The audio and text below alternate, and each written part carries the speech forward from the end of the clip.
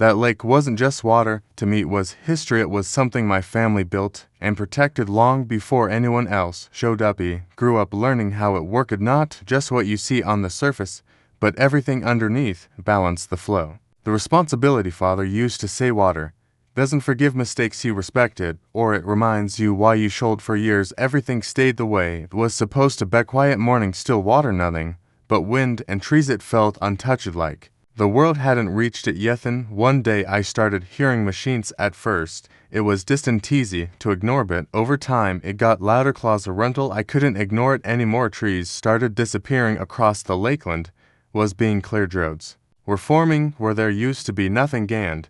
Then the cabins started showing up. Than 5 than dozens. By the time I really looked there were over 100 of them. 109 cabins all lined up along the shoreline like they had always been there, but they hadn't. And the thing that stood out the most was how close they were to the water, closer than they should have been. That's when I knew something wasn't right, so I checked everything. Prepared lines, water rights, access permissions, and the truth was simply the lake was mine, not part of it, and it shared all of it, which meant something important. Everything connected to that water had rules they clearly didn't follow. I went to talk to them. Calm, direct line conversation. They told me everything was approved, said they had permits, said there was nothing to worry about. But when I showed them my documents, that confidence changed just a little at first, but enough to tell me they didn't understand what they were dealing with. Backhouse, this wasn't just land, this was a controlled system. Water level, shoreline limits, environmental compliance, every part of it mattered.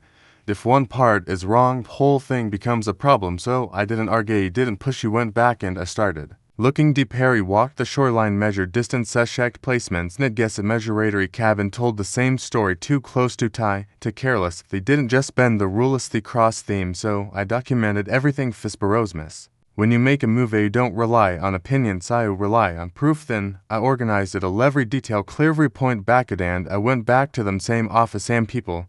But this time the conversation was different. He placed the folder on the table, didn't say much, didn't need to. They started reading. Got first it looked routine, then slower, then serious. Best once you see it clearly, you can't ignore it. They weren't just slightly off, they were fully out of compliance, and that changes everything. The case out of compliance means risk, legal risk, financial risk, operational risk, and with that many cabins, that risk gets big fast. They started making calls, meetings happened, the wires got involved at bows. Now it wasn't about running a development, it was about protecting it. Out by the lake, everything still looked normal. People enjoying their time, boats moving across the water, lights turning on at night, but underneath that counter was pressure building. Becks, once something like this starts, it doesn't stop on its own. It grows, days pass, it then weeks, and finally they reached out. This time it wasn't confident, it wasn't dismissive, it was careful. They wanted to talk, really talk. Was sat down again, but this time there was no pretending. They understood the situation, they understood the exposure, and most importantly they understood they needed a solution. So I gave them one clear terms to find: shoreline limits, usage agreements, compliance corrections, severing the structure, devouring control, led no confusion, no shortcuts. They